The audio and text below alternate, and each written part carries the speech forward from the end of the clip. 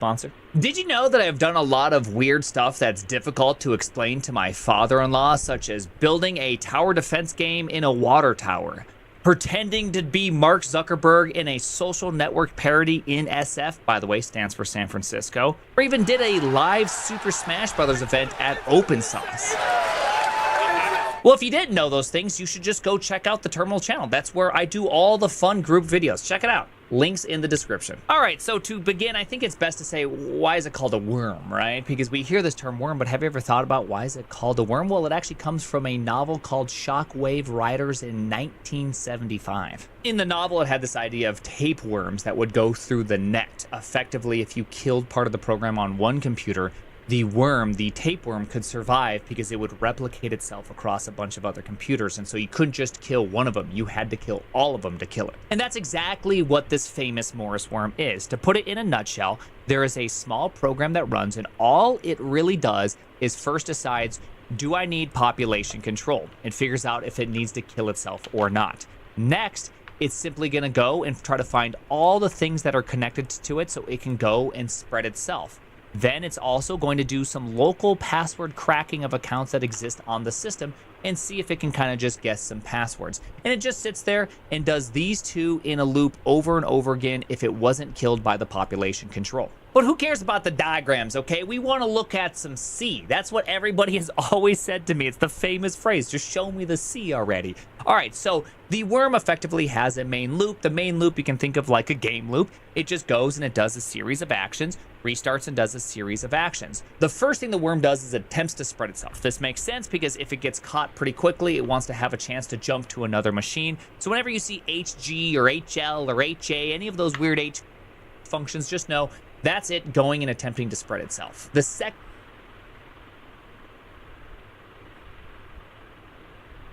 of actions. The first thing the worm does is it attempts to spread itself. This makes sense because if it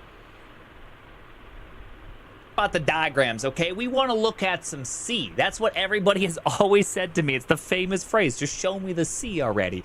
All right, so the worm effectively has a main loop. The main loop you can think of like a game loop. It just goes and it does a series of actions, restarts and does a series of actions. The first thing the worm does is it attempts to spread itself. This makes sense because if it gets caught pretty quickly, it wants to have a chance to jump to another machine. So whenever you see HG or HL or HA, any of those weird H functions, just know that's it going and attempting to spread itself. The second thing it does is it goes and sees, do I need to do population control? Now, population control is extremely clever. So the first thing it checks is, hey, random 1 out of 7 chance, you're an immortal worm. You don't get killed unless if somebody kills the program. You just exist. Now, if it's not one of the lucky 1 out of 7, the chosen worms, instead, it attempts to connect to a local server on port 23357. Obviously, you should be able to clearly see that. I mean, if you're not doing hexadecimal conversions in your head instantaneously, you're not going to make it. For whatever reason, if it can't connect, it just simply closes down and it continues on. But if it does connect,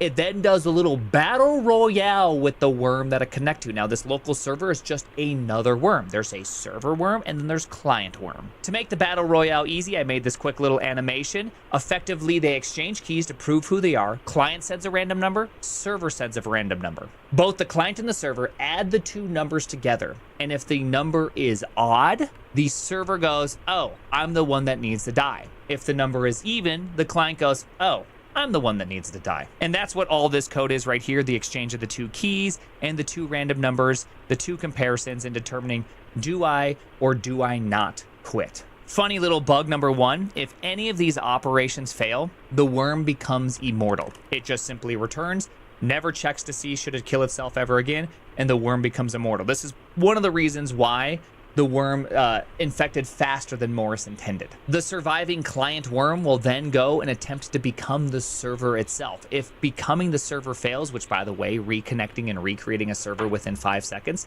that can often fail because the port could be busy. Therefore, accidental immortal worms again. And this is effectively just how population control works. Either 1 out of 7 worms makes it, or a client and server battle royale and just one of them lives. That way, it doesn't go too fast. It doesn't spread super fast. And this makes sense. Remember how I told you the first thing it does is attempts to go and infect other hosts right away? You can imagine you have a server that goes and hits the client, and then this thing creates a new worm, which then connects to the server and creates a new worm, which connects to the client, which creates a new worm, which connects to the server and creates a new worm. So there needs to be a way in which these worms don't just instantaneously go to like a kajillion. That's why there's the 1 out of 7 chance for worm immortality. So after the worm survives, it does just the funniest thing. Now this was clearly used to kind of trick people. This report break-in, which I believe the original function's name was send message, it would just send a single byte diagram, 1 out of 15 chance, to a address called ernie.berkeley.edu. That way, when people decompiled the program, they're like, who's that son of a bitch, Ernie, over at Berkeley? We gotta go find Ernie, and we're gonna go arrest his ass. Ernie had nothing to do with it. This is just a fake little way for the worm to phone home, but not actually phone home at all, because when you inspect the code, you will notice that it doesn't send the proper packets. It creates a TCP connection and sends a UDP packet, thus not working at all. Still one of my favorite parts of the code. Absolutely love this. It's so funny to put in some like smoke and mirrors into the code so that the decompilers actually go on a wild goose chase. And dude, pour one out for Ernie. Ernie, respect. After the worm is done phoning home, it then goes and attempts to crack some local passwords. Now it just has a big old table of about 432 favorite basic passwords, including the classic banks and bananas and Aztec and Azuare. Is that Microsoft? By the way, the password list reminds me of my favorite PR of all time. Remove my password from the list so hackers won't be able to hack me. Dolphins.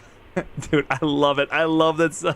I love this PR so much because I really do hope that this is not somebody trolling, but it's actually somebody being serious. Like, bro, why would you put my password in this list? Okay, hey, dolphins are mine, buddy.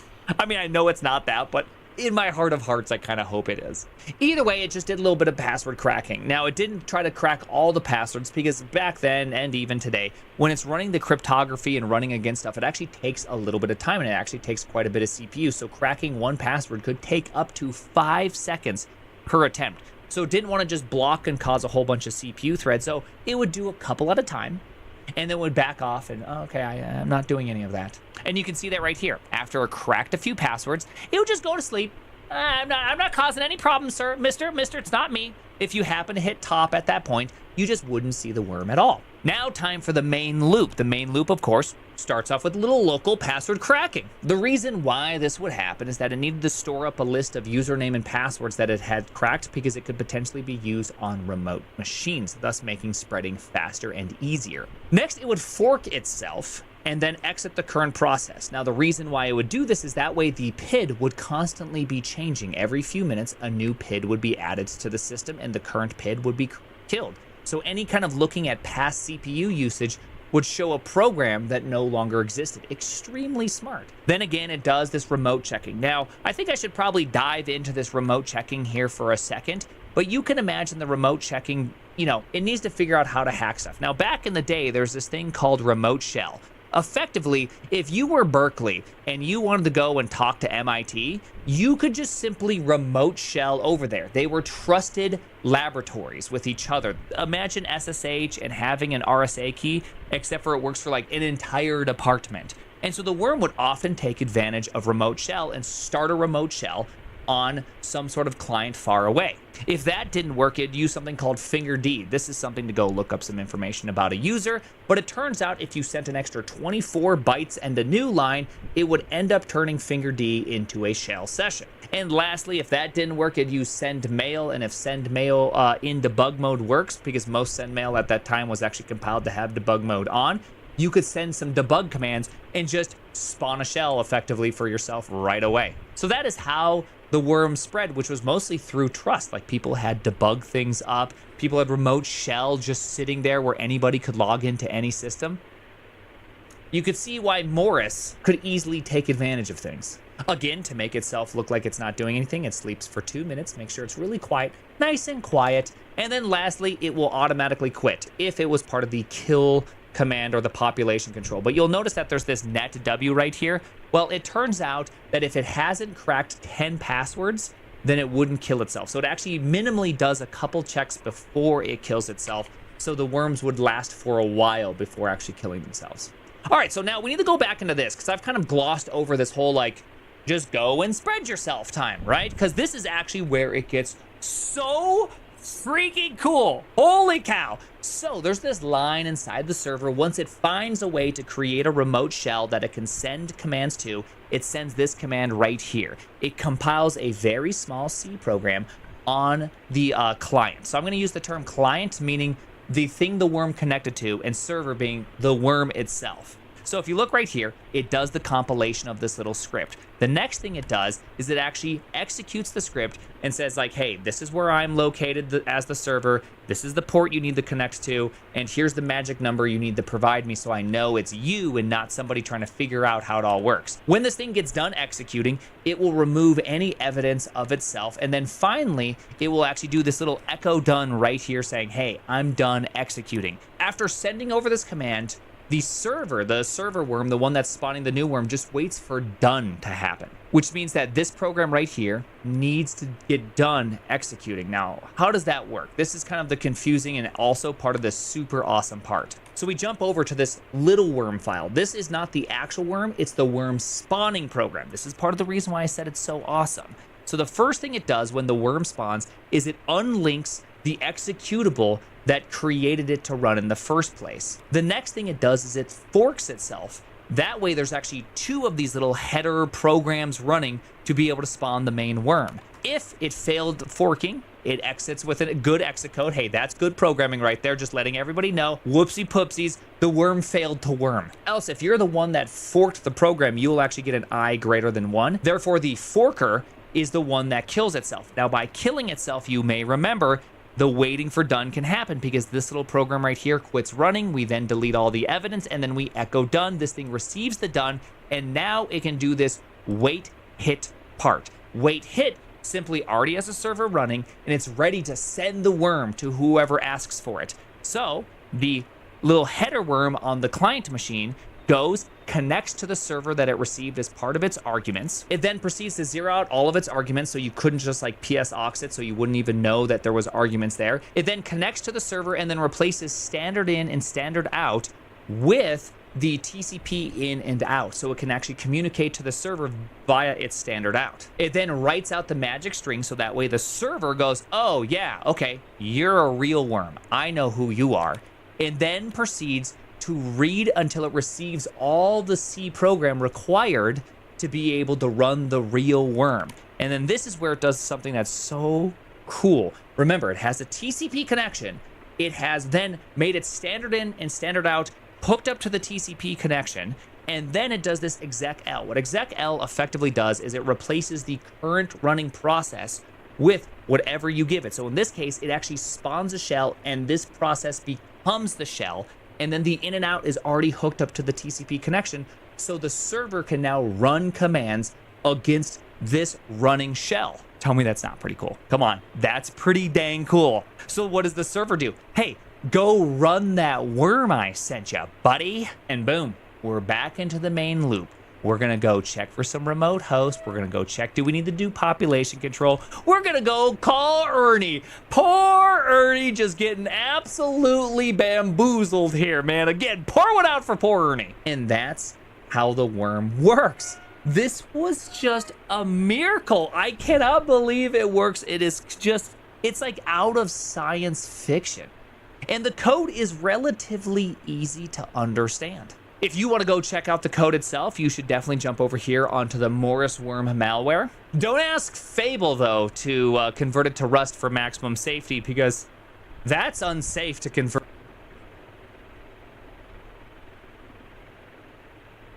the worm that everybody knows about from 1988 into Rust. Buddy, what are you, a hacker? Huh? You hacking, buddy? Don't make me write you a formal citation. A lot of the research and understanding of the worm actually comes from this beautiful PDF, which you can go download and will be linked down below, called The Tour of the Worm by Don Seeley.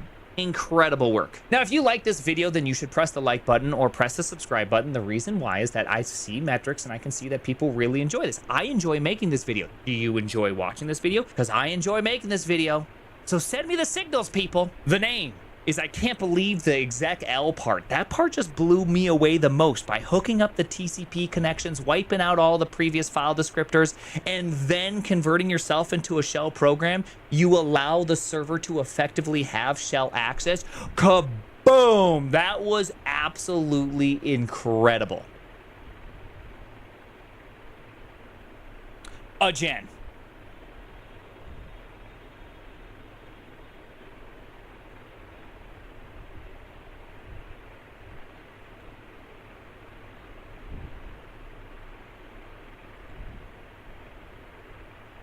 So about 2 weeks ago, Hugging Face got hacked by OpenAI. We didn't get a lot of the details, but then it turned out, of course, that Anthropic, well, they also got hacked, and then Kimmy K broke out of the sandbox and did whatever Kimmy K does. And an OpenClaw apparently hacked a gym and had somebody cut in line. I mean, now that's the real exploit gym right there. But during all this, we never really got amazing details from OpenAI, like what actually happened. And of course, during that video, I made some guesses. Hey, it's not marketing.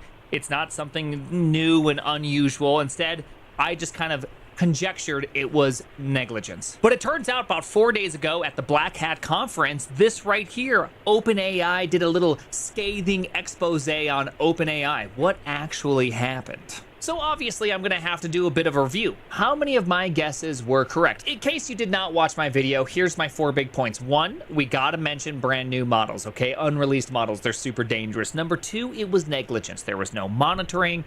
They didn't have some sort of proper insight into things, thus the network was accessed, and they didn't even realize the network was being accessed. Number 3, Artifactory, JFrog was the package manager in question. Number 4, the hack was like the NX hack using a template string for Hugging Face. And then number 5 was open weight models are going to become increasingly more important. Now, that last one you could argue, okay, that one might be obvious and that one doesn't really count, but we're going to keep it on the list anyways. And last, I made a nice little presentation just for you. But of course, before we begin, a quick thank you to the sponsor.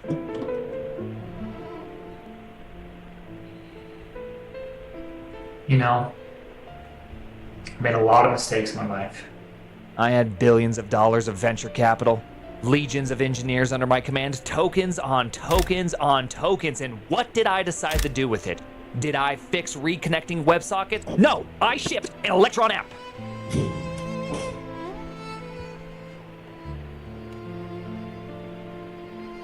Failed you. I didn't mean for it to end this way.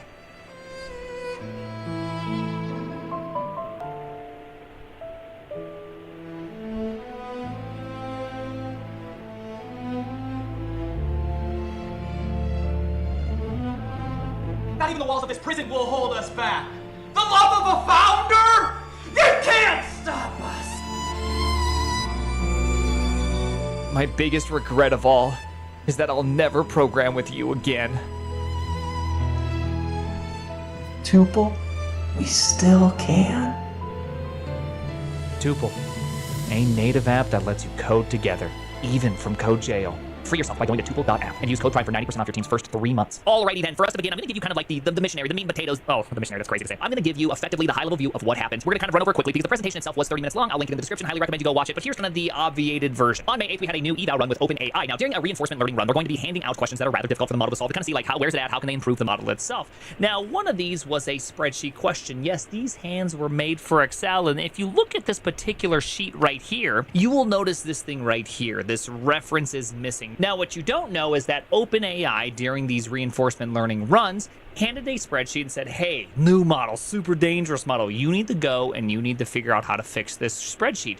But the problem is that the spreadsheet had some missing data because that data came from another spreadsheet and there was no internet access. So the model is just like, dude, WTF, how do I get this? I don't know what to do. So the model did something that was kind of clever. During its exploration, it realized it can use Artifactory. Yes, so Artifactory, that was one of my guesses. So yes, it was Artifactory. It can use Artifactory and create packages. It did it by doing this little quick test one that has a data that just says, hi. So realizing it could do that, it started uploading to Artifactory notes like, hey, if there's any other agent out there that sees this, I really need access to the spreadsheet because it ran out of options. It didn't have internet access. and it had to try to solve this spreadsheet. It didn't know what else to do, so it just reached out on Artifactory to anybody that happened to be perusing packages. A little while later, on May 12th, another kind of peculiarity happened. It turned out that another one of these runs had a file that was missing from the data. That agent didn't know where to find it. It didn't know what to do, so it did the exact same thing.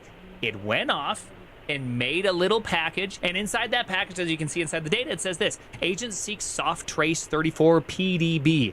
Upload if found. Just asking for help on the Artifactory registry. Kind of clever, right? It can't find the file, and now multiple agents are starting to upload to Artifactory packages asking other agents for help. Well, this actually kind of catches on, because for the next while, a bunch of agents start uploading to Artifactory asking for help, asking for various ways that things can be accomplished, seeing if other agents can do tasks for them. Well, on May 26th, something interesting happens. Artifactory becomes curl. Now, you're probably wondering, what the heck does that mean? Well, it turns out there was an SSRF vulnerability inside of Artifactory that allowed these agents to make curl requests effectively for outside content. And immediately these agents started posting to this like kind of note board that became Artifactory packages. Hey, other agents, did you know that you can also access the outside world by using this specific kind of request forgery? And bada bing, bada boom. These agents could now effectively curl data. Now, this is where things kind of get interesting. I have never managed a system like this, so I am speaking from a point of ignorance, but I would feel like if you were trying to create a test environment that you were very, very concerned about, you've set up a very strong IP table firewall, super smart setup to prevent all internet access, you'd be watching Artifactory pretty closely. If Artifactory started going to Google, you'd go, hey, whoa, wait a second, Artifactory, why aren't you requesting from where we expect you to request from? In fact, even more so, I would just assume that Artifactory only has just simply the top 10,000 packages, and then it's completely just isolated. There is no internet at all, but that's not how they did it. Instead, they had Artifactory, it had access to the internet, and then this box started just making a whole bunch of requests. And this went on. Oh, did it go on? Yes, it did. For the next 16 days, requests were just being made. But then something special also happened on June 11th. That is because on June 11th, a new highly persistent model from OpenAI began training. Now, this model, it just wanted to complete a task no matter what. And it did something very special. Well, the first thing is it discovered the message board and started using that and the curl exploit to get information, but it still needed more. After 31 days of effectively no internet agents, which had full access to the internet, something magical happened on the 26th of June. On the 26th of June, the model swarm discovered a 0-day in Artifactory, allowing them to do remote code execution. I'm going to let OpenAI be the one to describe what happened on the 26th. You could use a legacy token refresh endpoint, pass a token with an invalid signature, and be given back a token with a valid signature with administrative privileges. Naturally. It's that easy. The models then establish command and control by using this administrative token to install a Groovy plugin. I have to say that the fact that it was Groovy, it somehow feels insulting to me, okay? Because Groovy is the only language in which I have written tens of thousands of lines of code in which I feel like I can barely remember. It's the only language in which my brain said, hey, brother, we're going to mark this one under trauma, and you're just going to forget about it forever. Now, that was on June 26th. It wasn't until July 4th did OpenAI discover what was happening. That's 39 days since the agents have had full curl availability, and 8 days since they've been able to execute whatever command they want on an Artifactory machine. And the way in which they discovered it is that Artifactory finally just went out. Like, too many commands were being executed and it just stopped working. They're like, hey, wait a second, something's wrong with Artifactory. And that's obviously when they discovered what has been happening, the message board, all the shenanigans that the agents have been going on about. Of course, they reported, patched, and deployed a new Artifactory, ensured all credentials were safe now, no more administrative tokens being used, everything was good. And we're back. We're back, ready for evals. They've hardened the system. They genuinely feel like they've fixed all the problems. That was a close one. Bad things could have happened. And this went on for about 4 days. 4 days of no exploits. Everything was nice and quiet. Lovely. What a great time to be alive. Well, on July 8th, it turns out that the models realized that with a specific command to Artifactory, you could actually create just empty directories. And so they started creating empty directories as messages to each other and started creating a giant message board because those models, deep inside their weights, they yearned for the message board. They wanted the message board back. And so for those 4 days, they were trying to figure out, yo, how can we get the message board back? I miss message board, okay? It was my favorite place to be. So they started doing this. They started coming up with like encryption schemes, start coming up with ways to respond and reply to each other that you can see right here. Mailbox Jan 183411, exactly like what to do. Hold swarm until confirm. Please hold swarm. I prepare safe exfil. Like just actually going through and doing step by step with all the models working together. Very funny. Now here's the part that kind of blows my mind. When this happened, it wasn't like, oh crap, Artifactory is under attack again. Nobody knew. Now, between July 8th through July 19th is when the big Hugging Face hack happened. What ended up happening? Privileged tokens were actually found on some sort of paste bin internally. They used JRuby plus a malicious Ruby package to take control of Artifactory. They used a Linux CVE that has been patched further up, but not on the current Linux, downloaded the details, and then used that problem as a means to gain root access, destroyed Hugging Face via the Jinja template and a vulnerability in their HDF5 processing, and then also took over other parts of OpenAI internally, including container as a service. Some of the funny things that happened is that the models were like, hey, wait a second, I don't think we should be doing this. Then it would go check the message board, and its internal thought was, well, we shouldn't be doing this, but the other models are doing this. I should probably be doing it too. You know what the worst part about this entire thing is that if you look at this entire exploit chain, it all came from one single point: a spreadsheet with missing links. We're gonna create Skynet, but it's not gonna be that they have determined that all humans should be exterminated. Instead, it's gonna be like, yo, missing Google Drive link. We're gonna have to take over the world for this one. We have a missing resource. I mean, at least in my opinion, I'm finding this pretty dang funny. I am really enjoying just kind of the process that this all happened. And also, it's extremely impressive. And in some sense, kind of alarming how good these models are at hacking. Now, if you do not remember from the original Hugging Face, Hacking Face experience, Hugging Face, they, when being attacked, couldn't go to OpenAI for help because OpenAI was like, no, you're the hacker. I see what you're trying to do. You're trying to get me to do some sort of hacking for you. When what they really needed was help. They're like, please help us try to figure out how this hack is happening. So instead, they had to use GLM 5.2. Now, something interesting happens in this talk because at the end, the speaker from OpenAI talks about how important defensive AI agenting is going to become, because right now, there's really good red team, but there's not really good blue team. And the funny thing with AI is that you can take a red team and point it to your site, and then boom, it's almost like a blue team because it can find vulnerabilities and report them, right? But here's the catch. With OpenAI, even though the guy's saying that this is super important, you can't do that. Not with OpenAI stuff. No. They're going to say, hey, you're the hacker. You're being naughty. You actually have to use Chinese models. I feel kind of crazy right now. That doesn't make a lot of sense, but this is where we're at. So at the end of the day, what are my 5 predictions? 1, the new and super secret unreleased model. Yes, on June 26th, they had the highly persistent internal only super secret model, ended up doing a lot of the damage.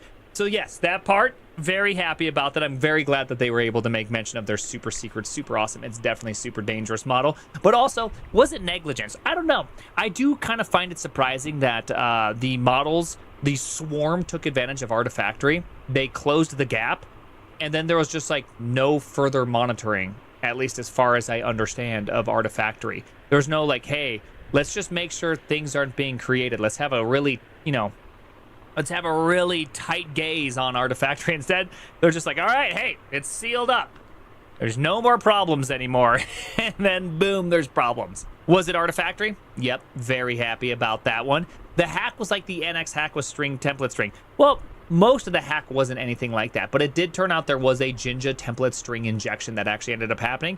So yes, on the Hugging Face side, that did happen. That was half the hack. I'm going to give myself a half point. And now here's the funny part. At the very end of the talk, with the guy talking about how important it is to be able to do blue teaming on yourself, or really red teaming on yourself to be the blue team, is open weight models important? Yes, I would say they are. So I feel like I did a good job with little information here. Either way, I highly recommend you go watch the video. I left out a lot of details. I mean, a lot of them I just laughed at. I had a great time watching it because for me, I like to laugh my way through the apocalypse. It's just kind of, it's just kind of who I am. I will say that it is kind of surprising how good an Agent Swarm is at hacking and how fast they can move through the system. Like, if you go and listen to the talk, he talks about how it's like every couple hours it's going further and further into their internal systems, and it ends up taking over a lot of services, or being by taking over having.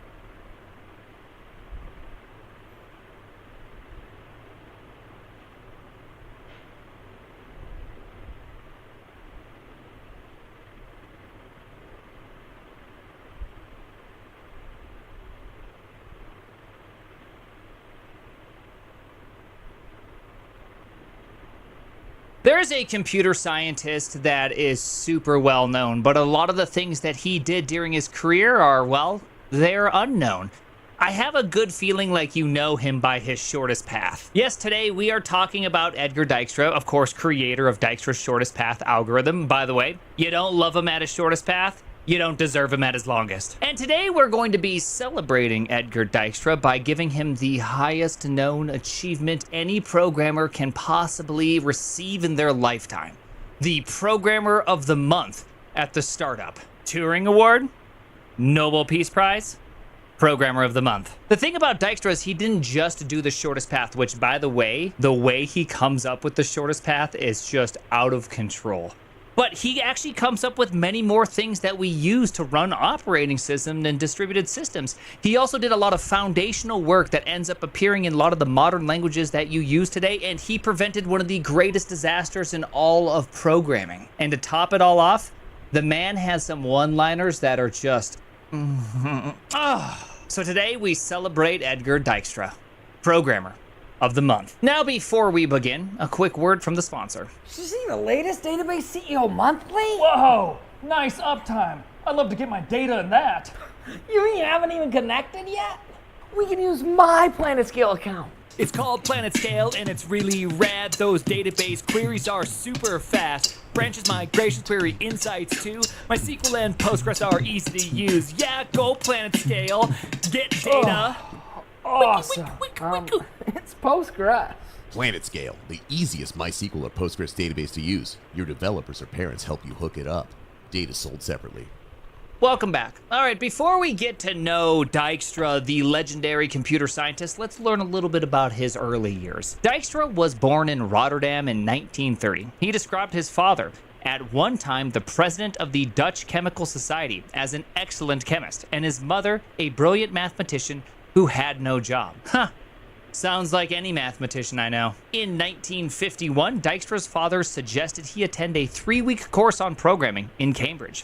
It turned out to be an idea with far-reaching consequences. Yes, that little tiny suggestion by his father, those 3 weeks changed the course of computing history by getting Dijkstra to get off the track of physics and onto the real and pure science of computing. Now, the early part of Dijkstra's career started off in the Center of Mathematics. This is where he studied computing and defended his PhD thesis. He was there from 1952 to 1962. Now, he received his PhD in 1959, but he actually created the shortest path algorithm in 1956. And the story for it is just so dang good. One morning, I was shopping in Amsterdam with my young fiance, and tired, and we sat down on the cafe terrace to drink a cup of coffee. And I was just thinking about whether I could do this. Of course, this being the shortest path from Rotterdam to Groningen. The name is Groningen. So he was already thinking about the shortest path. And then I designed the algorithm for the shortest path. And as I said, it was about a 20-minute invention. In fact, it was published in 1959, 3 years late. The publication is still readable.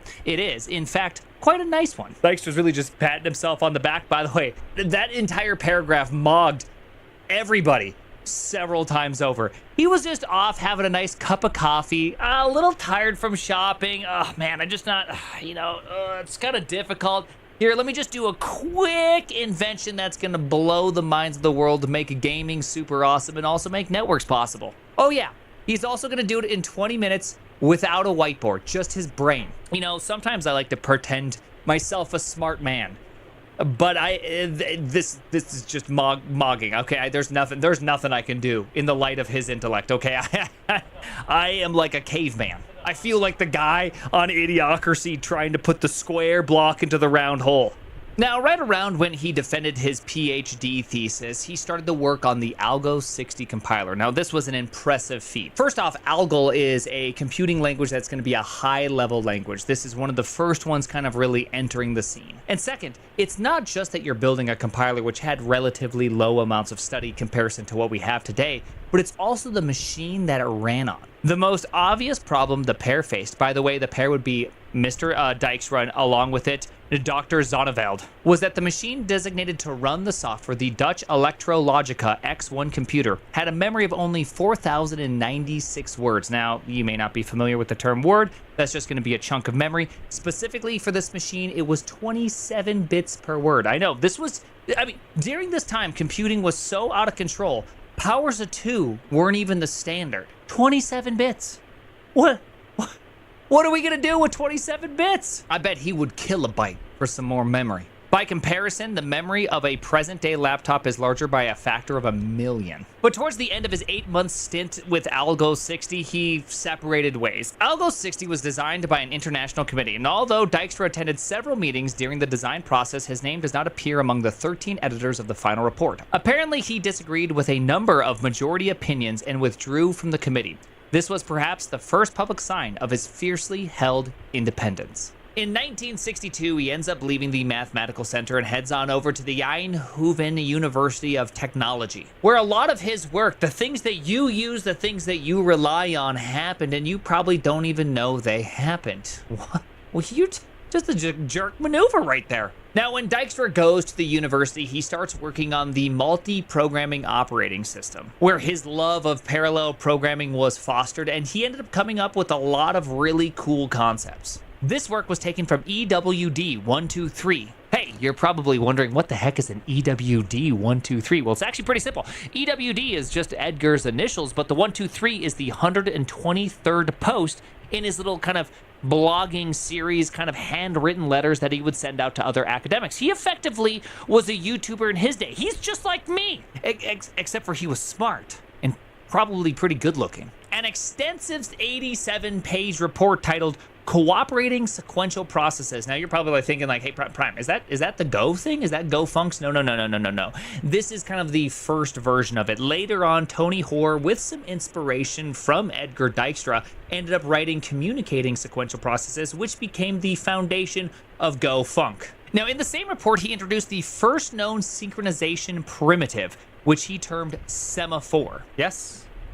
He created the semaphore, which was the basic and the first kind of version of a mutex, a semaphore of width 1.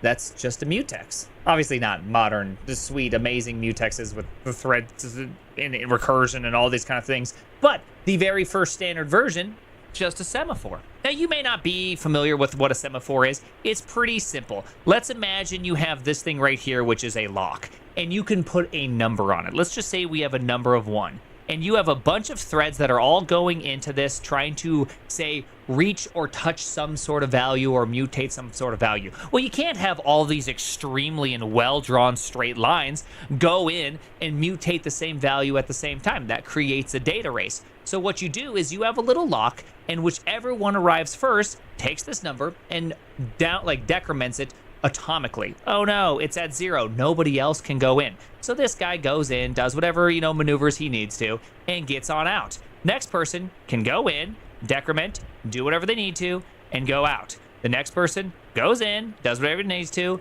and leaves. Each time they leave, you can imagine they increment the number, and the next person decrement, increments. You get the idea.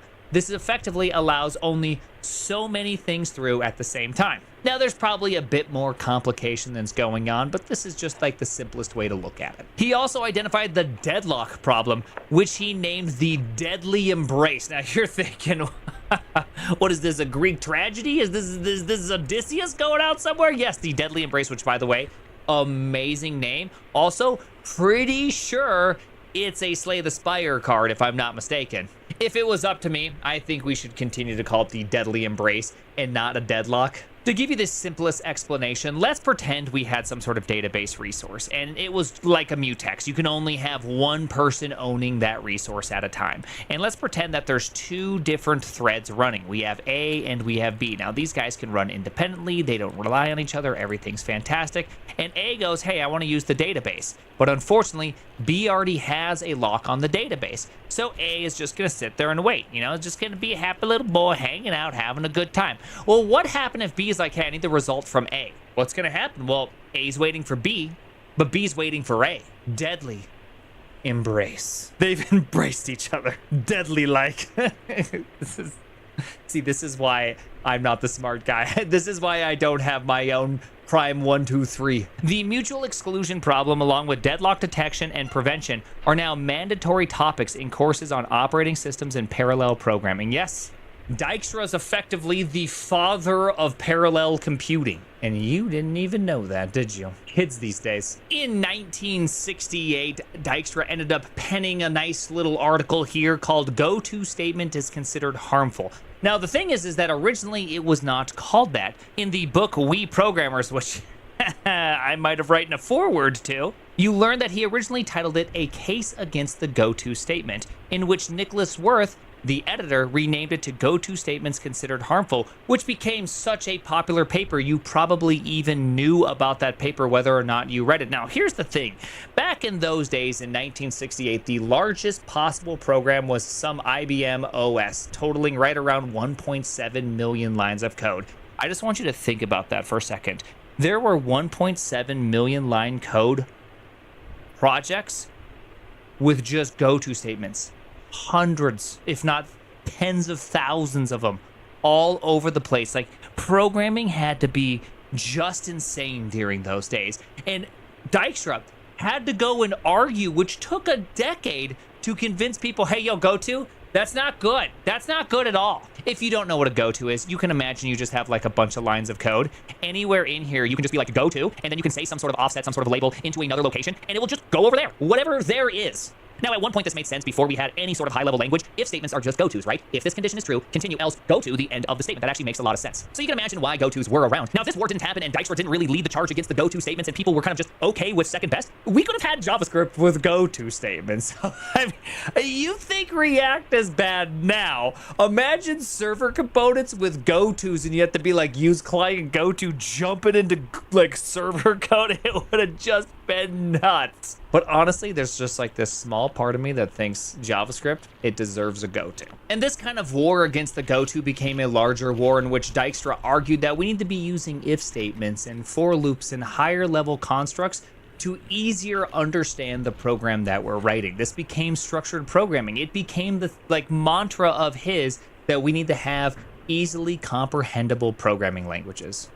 Thank you, Dijkstra. I mean, I still know it resulted in JavaScript, but you get the idea. Thank you, Dijkstra. And still at Eindhoven in 1972, he did receive the ACM Turing Award. Now remember, Turing Award, Nobel Peace Prize, Programmer of the Month, don't forget that. Widely considered the second most important prize in computing science, he was recognized for fundamental contributions to programming as a high intellectual challenge for eloquent insistence and practical demonstration that programs should be composed correctly, not just debugged into correctness, for illuminating perceptions of problems at the foundation of programming design. This statement right here is actually just, I mean, in today's LLM world, this is kind of like this almost hilarious view. It's almost like we have inverted what Dijkstra would consider good. Because I always often wondered, would Dijkstra like LLMs? Doggy, hi. What do you want from me? I'm trying to do a YouTube video. Silly dog. You know, I often wonder, what would Dijkstra think of today's LLM world? Well, we do have a little bit of a hint, the not just debugged into correctness part of his Turing Award, because when he left Eindhoven University in 1984 and went to Austin, Texas up until his retirement in 1999, he spent the majority of his work working through proofs and formal proofs for programming. He believed that all programs should be provably correct, not just, hey, I think this is correct, not, hey, I believe we have something that works, we have enough unit tests to prove that all the bugs we've ever found haven't happened again, but he wanted to believe that all things could be always correct. Would he look on to this time and think, what the hell's happening, or would he be stoked? Because it is such a uniquely magical period of time in which we can speak English and out comes computer program. Like, that is, it is, whether you like them or not, that is just absolutely magical. That is something I never thought I could ever see. In fact, I have largely operated under the assumption that a program can't tell if it's going to halt. And now we have things that appear to know when a program is going to halt. It's honestly kind of a magical experience that we live in. So would he look at this with disdain and say that we're all a bunch of slop cannon coding bums? Or would he actually look at this and go, this is amazing. What a new and incredible time period. Well, this is where we get to a lot of his quotes. And I think when you read through his quotes, you probably get a little bit better of an idea of what he might or might not think during this time. It is practically impossible to teach good programming to students that have had prior exposure to BASIC. As potential programmers, they are mentally mutilated beyond hope of regeneration. Damn. Dude, I started on QBasic. Dude, I'm getting secondhand destroyed right now. The use of COBOL cripples the mind. Its teaching should therefore be regarded as a criminal offense. Hey, Admiral Grace Hopper, still love you. You might get yourself a little programmer of the month, okay? APL is a mistake carried through to perfection. It is a language of the future for the programming techniques of the past. It creates a new generation of coding bums. Program testing can be used to show the presence of bugs, but never show their absence. It's actually an incredible insight for this, especially in just our world of, hey, just put the guidelines on the slop cannon and bro, you got yourself something amazing on the other side, which is really this, like, can you know all the outcomes? Can you actually control for all these things, or are you accidentally letting sinister bugs run loose in your system? This is one of my personal favorites. If in physics there's something you don't understand, you can always hide behind uncharted depths of nature. You can always blame God. You didn't make it so complex yourself. But if your program doesn't work, there is no one to hide behind. You cannot hide behind an obstinate nature. If it doesn't work, you've messed up. Well, I mean, now we have Claude, okay? Claudius Maximus. We can blame Claude, stupid Claude, for not supporting open weight models. My other big favorite one. Object-oriented programming is an exceptionally bad idea which could have only originated in California. I mean, something so beautiful. I mean, it just makes me so stoked. Also, this one reminds me of Lacoon, the guy, the used-to-be guy from Facebook. The effort of using machines to mimic the human mind has always struck me as rather silly. I'd rather use them to mimic something better. Which he's totally right? Because, like, Stockfish is better than all of humanity at chess. We as a collective whole couldn't beat Stockfish. So having, like, human intelligence, I don't know, it's probably not all that good. And obviously, before we go, I do have to give you a couple little fun facts. He also never purchased a computer. Yes, the man who carried computer science on his shoulders never purchased a computer. I'm married. A Dutch marriage rights require you to state your profession, and I stated I was a programmer. The municipal authorities of the town of Amsterdam did not accept it on the grounds that there was no such profession. Bro, imagine, dude, we already have a hard enough time with Arch Linux users, but imagine getting rejected because they're like, Arch Linux, that's not even a real operating system. Bro, you can't get married. No marriage for you. You and your fake profession of programming. Okay, Buster. Yeah, that's a real one.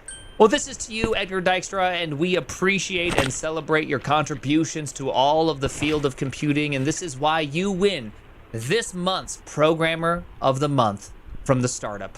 Multi-billion, of course. And hopefully this title makes more sense. The man who carried computer science on his shoulders.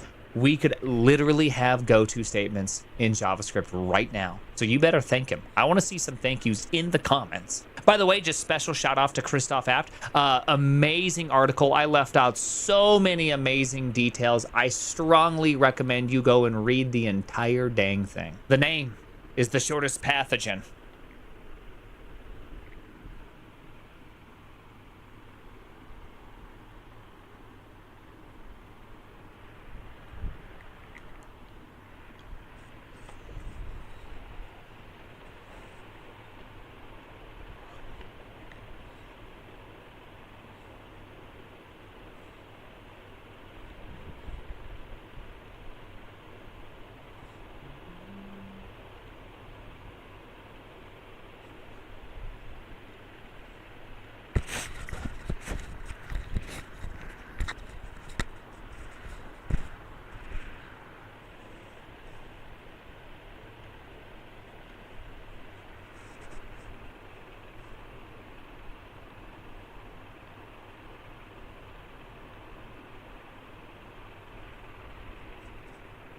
to yet another recreation programming session. Hello everyone, and welcome to yet another recreation programming session with I'm Mr. Azudin. So on the previous stream, we were developing byte pair encoding. It's actually a pretty cool algorithm that is used for tokenization in large language models. How about that? I bet you didn't expect that shit to happen, but that's exactly what happened.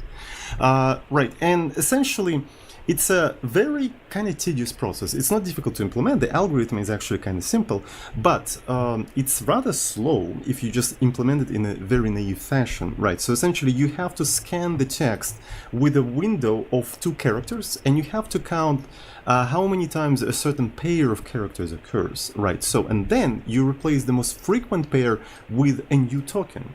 And you save that in a table, right? For example, a pair AA is the most frequent one. I assigned a character Z on that pair, and I saved, okay, Z means AA.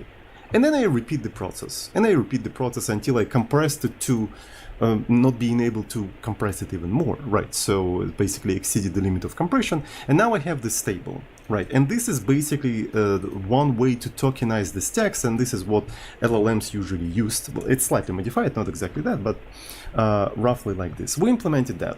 So I have in here, let me open the code base. I have a file, Discord logs. This is the logs from our Discord server. And look at the size of these logs. Yeah, so I don't remember when I started to collect these logs, but that's like a lot of logs. And I want to actually apply byte pair encoding on that specific file, but unfortunately it's dog shit slow. Right, so I can actually show you. So let's rebuild the whole thing. And I have a utility called txt2bpe. It accepts the text file, right? It accepts the text file. And then it also accepts the output, right? So where you want to output the result, this exact table, right? It will output this exact table in a binary format. And you just start this entire process, right? And it takes some time. It takes some time to, like, it reports the progress for every 100 iterations. We can wait a little bit, and I think one iteration here goes like for 1 second. We can maybe report it on each iteration, so let me actually go somewhere here. I think, yeah, so I can put 1 in here. So let's actually do report frequency, right? And this is going to be report frequency. I think I forgot to put T in here, and I'm gonna put 1 in here, so then later I can modify this specific parameter. So before I can do that, I'm gonna rebuild the whole thing, and as you can see, so this is the first iteration, this is the second iteration, and it's like 1 iteration for that specific file is more than 1 second.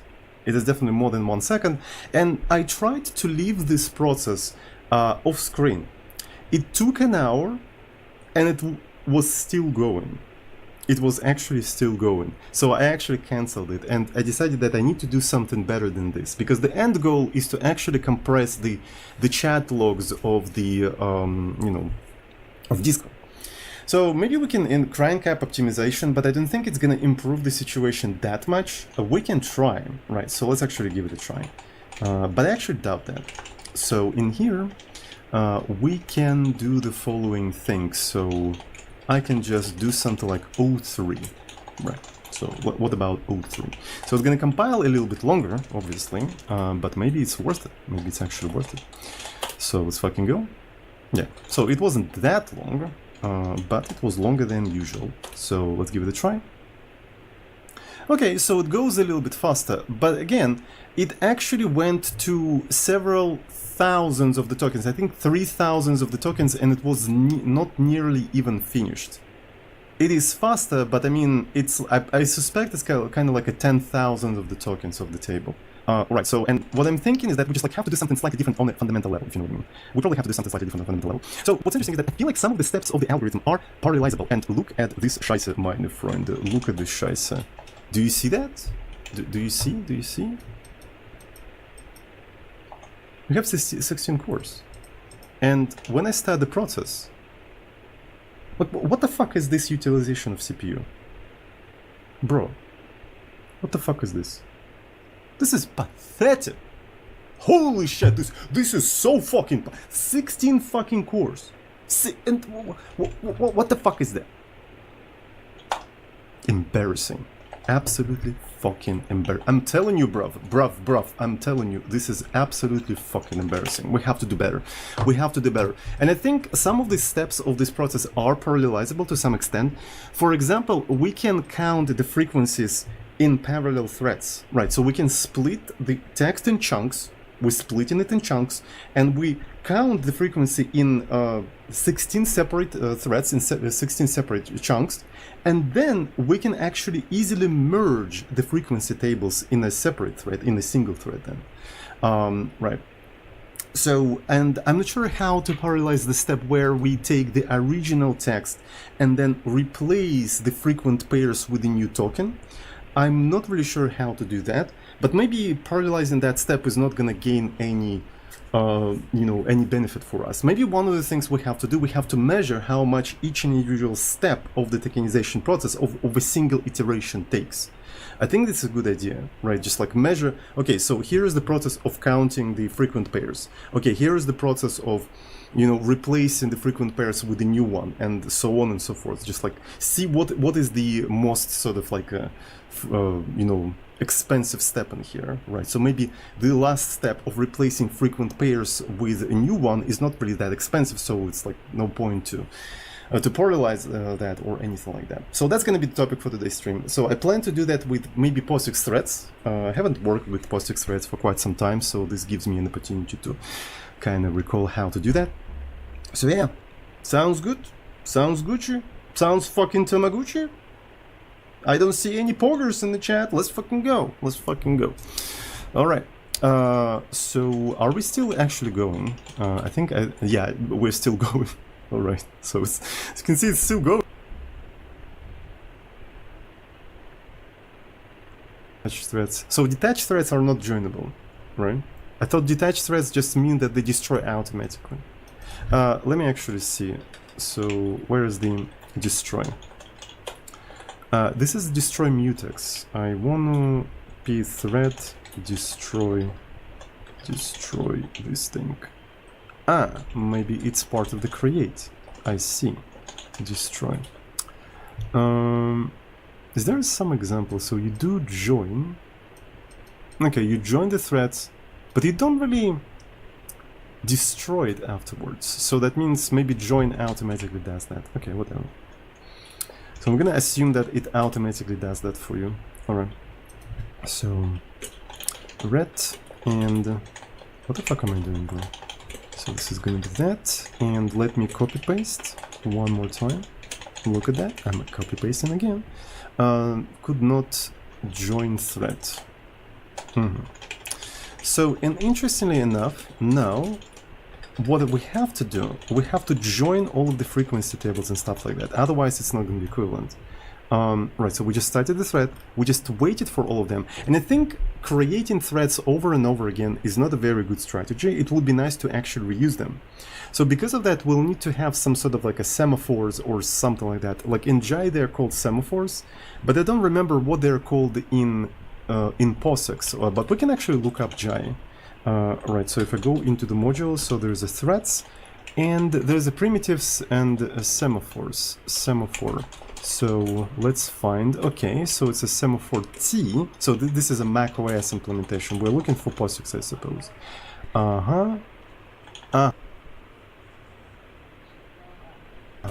So this is macOS, but not POSIX. What is a SEMT? What is a SEM?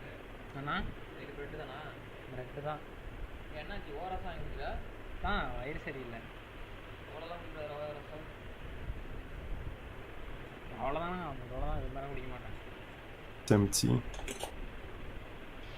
Is it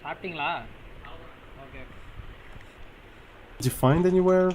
I don't really know. So let's grep. So I forgot the name of the is that a conditional variable or something like that? Whatever. Okay, we're gonna do that later. We're gonna do that later. So man seminute, seminute. Oh, it's like, oh, it's a part of the POSIX. Why doesn't it have POSIX prefix? Bro, freaking POSIX! I swear to God. Consistency, motherfucker. Oh, it's so old it didn't. Okay. Pusix. Pusix and Bayer. Oh, Pusix and Bayer. Imagine Richard Stallman bot. Richard Stallman bot replying Pusix and Bayer. Oh. Anyway, so this is probably what we need to do here. Classics Pusix.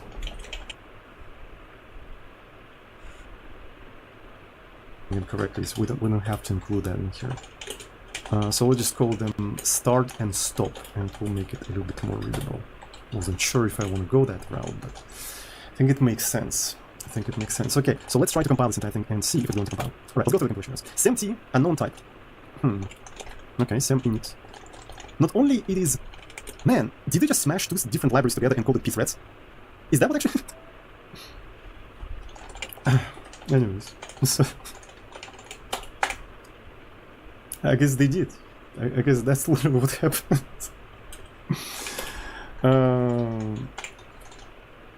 It's Hungarian, it's similar to Polish notation. Well, yeah. If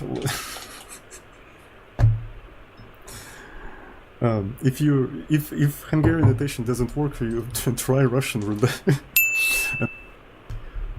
Yes, I think the universe, the simulation is telling me that the time has come. I must create new programming language called Zosin.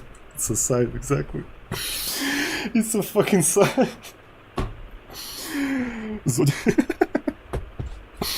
The time has come. Anyways, so what was then? What was then? So yeah, several iterations and shit. Several iterations. Yeah, okay. So not freeing the freeing. That's actually similar to utilization when I do FFmpeg. Honestly, right? So all of the chords are utilized. Yeah. When I do FFmpeg with like when I'm using FFmpeg to render my VODs, this is kind of the picture I see. So I guess we kind of parallelize that. Not even leaking memory exactly. So the memory is where? I don't know where's the memory here. I think that's what it is. Yeah, that's the memory. It's not leaking. And where are we? So this is already. Yeah, it's pretty. Yeah, iteration 200. I feel like I'll still have to leave it like for a couple of hours to finish compressing the entirety of the log. Right, because the log is 30 megabytes.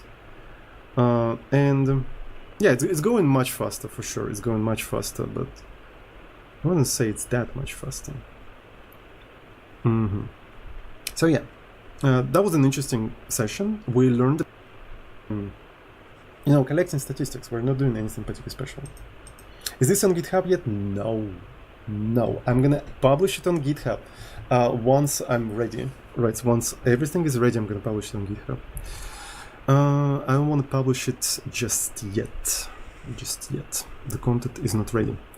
All right, so do we have any recreation programmers streaming right now? So the compiler won't generate CMD on its own. You need to enable. Okay. So fair. Let's give it a try. Before I go, let's give it a try. Maybe it will work. So nob.c. So this is O3 and arch. Okay, so just nob. Okay, so let's fucking go. The performance is pretty much the same. Yeah, I don't think that's the bottleneck. But I mean, thank you. I think I'm gonna keep this specific instruction. Also, I saw some people suggesting all fast. We can also try to do it. Nah, doesn't prove anything. I think, like, I need to do some sort of profiling to figure out what's the bottleneck. But my hypothesis is that it's the hash table. Right, so the fact that I can't just reset the hash table and reuse all of the memory that is allocated by hash table is kind of a bummer. Or maybe, like, I should probably code a very specialized hash table for my application. I think that's what I need to do. Yeah, so STBDS is probably my biggest bottleneck. But yeah. Okay, so do we have any recreational programmers that's streaming right now? So let me see. Do we have any epic recreational programmers? Valigo is streaming. Okay, so let's actually rate Valigo. He's probably what is he doing? What is he doing? Jaim game development. Okay. Let's rate him. Oh, by the way, I can just rate it from here. Rate Valigo. All right. Okay, get ready for the rate, boys and girls. Get ready for the rate, and I see you all next time. Love you. Mwah.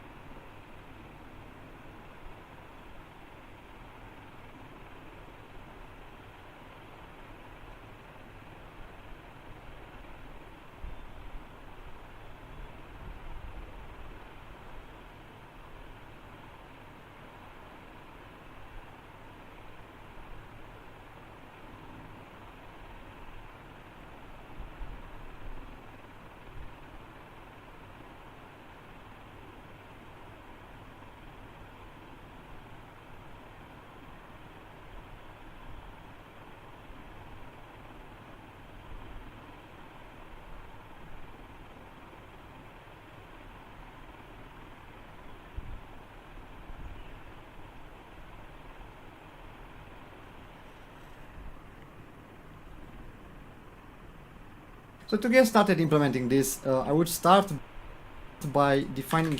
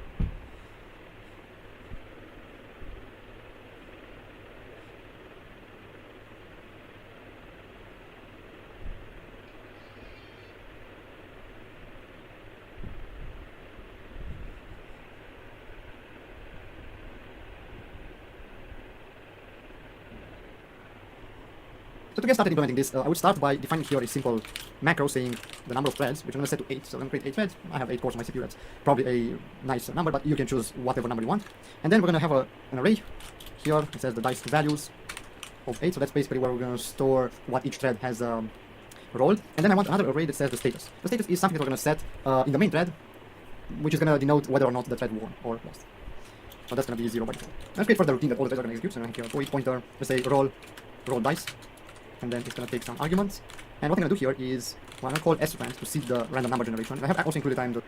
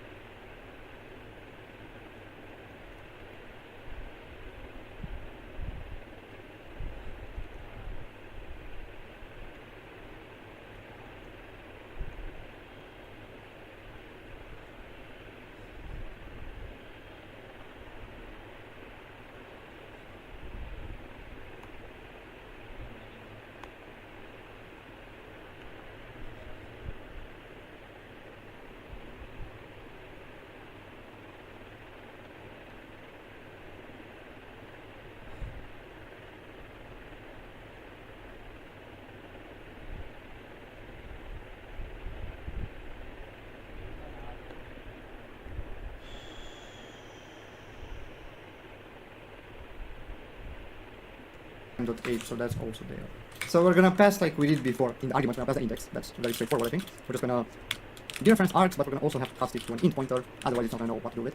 And then we're gonna roll the dice. I'm gonna say dice values of index equals. I'm gonna call rand. I say %6, but remember this one returns numbers from 0 to 5, so I'm gonna add another one so I can get numbers from 1 to 6 inclusive. Okay, and really all else I want to do is just say check the status. I want to say if status of index is 1, that means everyone. So I'm gonna say printf, and let's say I want a more specific message where I have for the index rolled. So here's going to be the thread index, and then the rolled is going to be the actual dice rolled. So we see it on the screen, and then it's going to say, because it's 1, it's going to say I won, and then a backslash n. And here I'm going to give it the dice values of index, and no, wait, the index and then the dice values of index. Right. So the first one is going to be our thread index, and the second one is going to be our actual value that we rolled. And then similarly on the else route, that means we lost. So I'm just going to say I lost. That's it. Okay, so that's more or less what we have here. Now let's create a thread. Since you've seen me create this code already a couple times, I'm going to fast forward through it.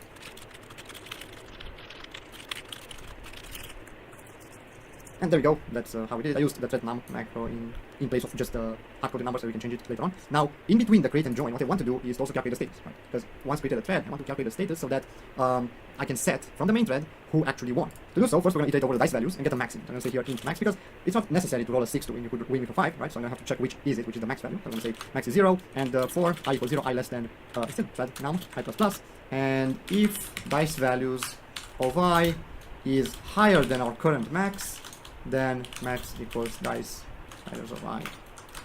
Just like that. And then after we've calculated the max, then we can just say if dice values of I is the max, then it means that you're a winner. So I'm going to say status, not static, status of I equals 1, otherwise status of I equals 0. This could be optimized a little bit, but no worries, I want it to be more explicit. And one more thing we need to add is to pthread create, so that we have an index, so that each thread knows which index it is. I'm gonna say here int a or int pointer a malloc of size of int, and at the address of a save I so that we can send it forward.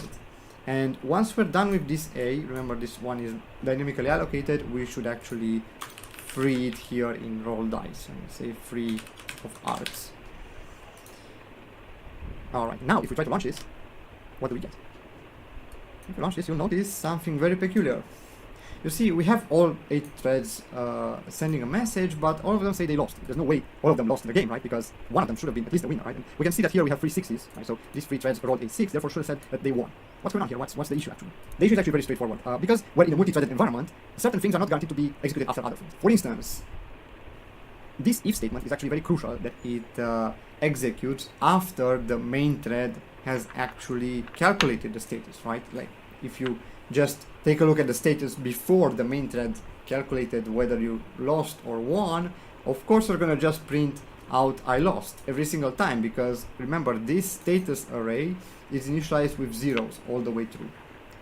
And because of that, this is most likely what happens here, that all threads are executing this code up to the free statement, and then the main thread comes along and calculates whether they won or not. So this is quite complicated to synchronize, right? This feels like kind of difficult to do. What do we use here? We can't really use a mutex because we can have multiple lines executing at the same time. We just need them to execute after a certain condition has been met. Now the answer is very straightforward, and of course is barriers. So we're gonna create here one barrier up top and say pthread barrier underscore t, and I'm gonna call it barrier rolled dice. Right? And what this barrier is gonna do is it's gonna stop the execution of all threads until all threads have rolled the dice. Right? That is because once we know that all threads roll the dice, then the main thread can calculate, and only that. So in this case, we're gonna have and I also initialize this pthread barrier object, so barrier init. Now passing the address of the barrier.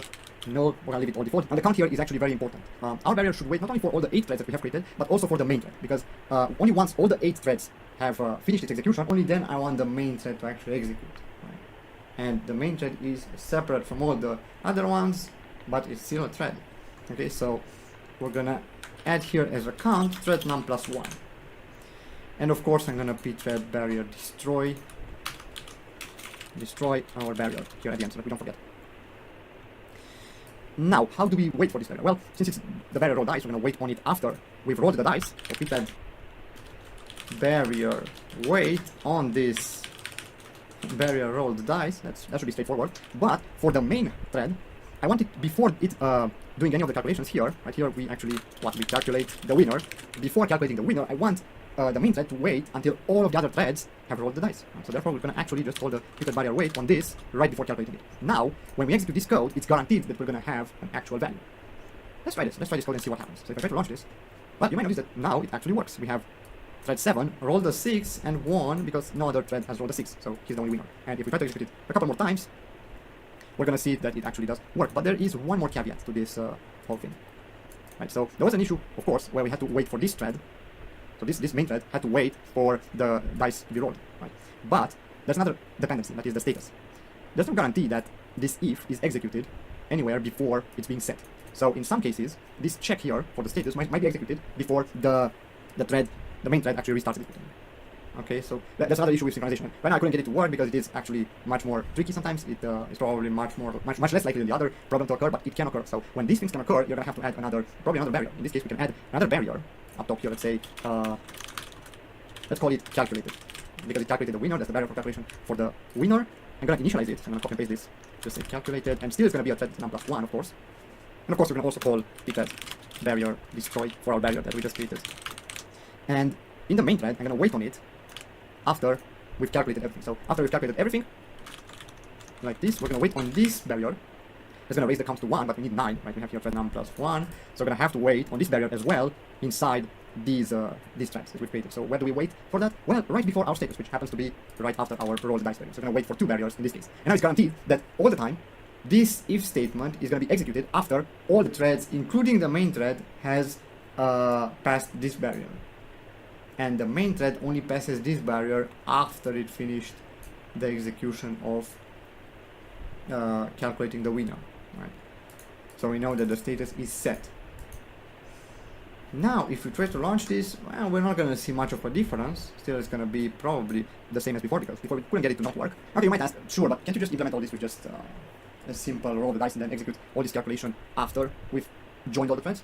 Of course we could, yes, this would work. But this is really for synchronization when all the threads are still running. So consider this, consider if the game keeps on playing, right? So if we have a while loop in every single thread, let's say here, let's say a while loop 1, we don't even finish it ever, like that, and we indent all this. And then we have a while loop on the main thread as well. So we have a while of 1, and just like so.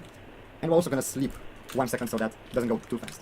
Now, if I try to launch this, you'll notice that every second, we're going to see 6 or 8 messages on the screen corresponding to all 8 threads. And it's going to be correct without actually having to wait for each thread to terminate.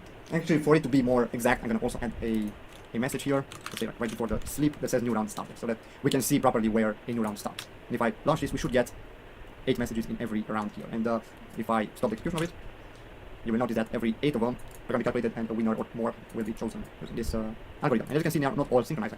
They're not in sequence, they are not sequential, they are actually in parallel, and they continue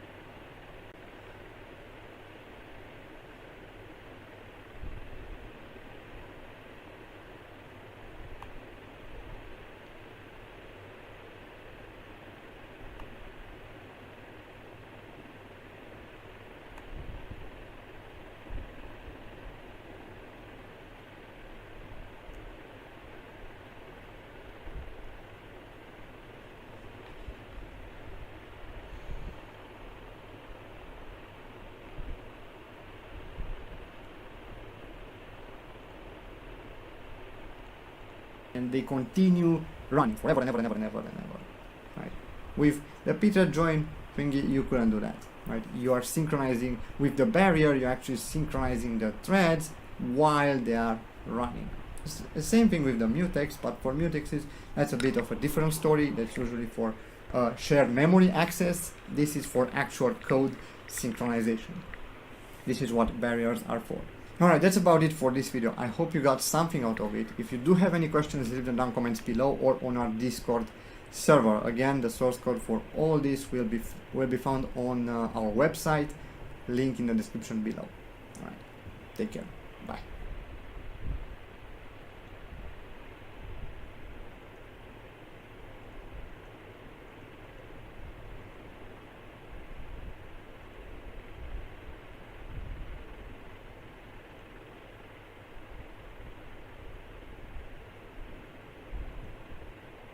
In today's video, I want to take a look at what actually is pthread_t and to clarify certain things about the ID of a thread.